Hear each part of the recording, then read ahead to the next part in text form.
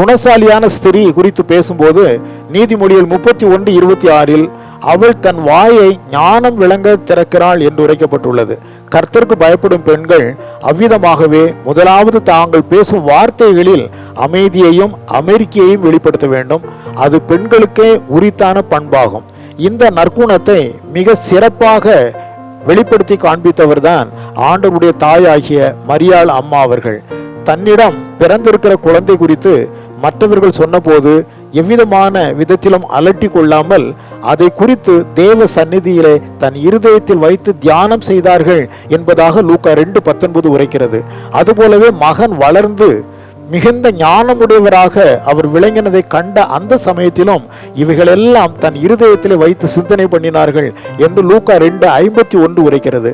எனவே ஆவிக்குரிய பெண்கள் கேட்கிறதற்கு தீவிரமாயும் பேசுகிறதற்கு தாமதமாகவும் இருந்து வார்த்தைகளை காத்து கொள்ள வேண்டும்.